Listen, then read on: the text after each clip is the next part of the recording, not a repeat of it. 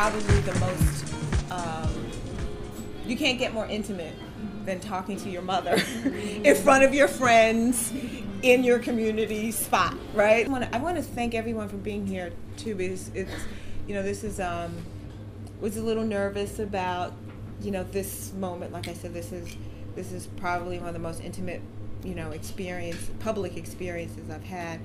And I want to thank Urban Vintage for giving us the friends and family charity rate. I was in meditation, and I had this vision of my mother at my brother's funeral, because my vision was I was standing behind her, and I don't remember what anybody said. I don't remember what anybody did. I don't even remember who was next to me. I just remember seeing the back of my mother, and standing, and then not standing, and then standing again, and then not standing. And then the next vision was Sabrina Fulton standing. So I literally was like, we have to do something. And I was kind of running home, and the Kwan happened to be at my house too. I said, Kwan, I don't know what to do, but I know we have to do something. And I just thought maybe it would be something like this, literally. So this is kind of part of the vision, that we would do a special salon and talk about it and somehow get this message to Sabrina in this kind of intimate way. And then Huffington Post Black Voices really wrapped their arms around the For Sabrina campaign and made it a campaign. Before we go any further, I just have to say how proud I am of you.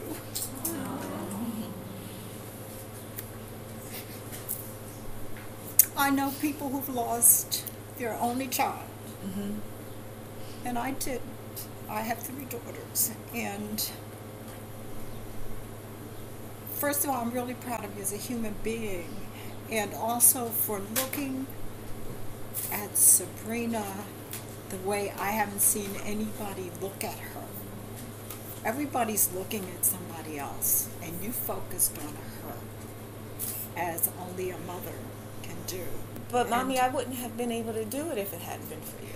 I wouldn't be here. But that's part of how I recovered, was I had these loving, beautiful children to uplift me, and you were a reason to live. People say, how do you get over? Well, you don't get over. I think you have to be lifted above, because you're not supposed to outlive your children. It's unnatural. It's an unnatural thing. When you don't preserve the life of the child, then you think, well, then I must die too, because everything is out of order. I am supposed to die first. So, I mean, of all the things that happen to you, that's the most confusing and unnatural. I remember walking to the window and looking up there, wherever that God was, and just screaming, "Take me, you son of a bitch." That's where I was. That day that I saw her stand and fall at the funeral, something was gone. It was like she started, like it was like going to hell or something. Somewhere that wasn't familiar, somewhere that wasn't my mother, somewhere that was, we all went somewhere very strange. It's so disorienting to have a critical member of your family go. How do you get out of hell? Well, first of all, you really are in hell.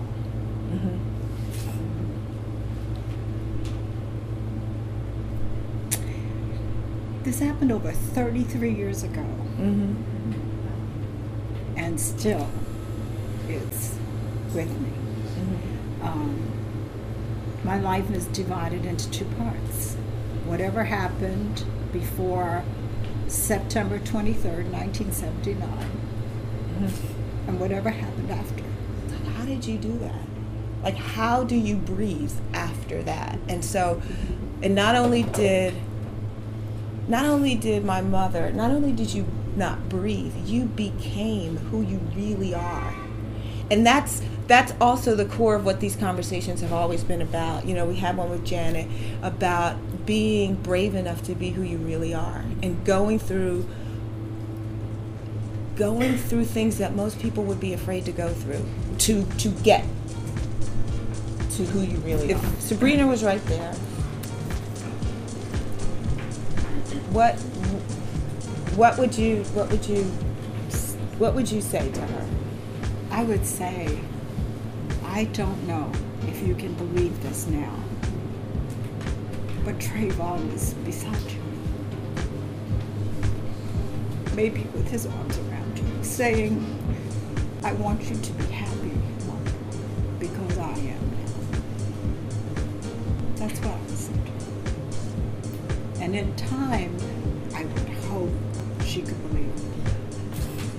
I want to thank the most amazing mother ever. Thank you.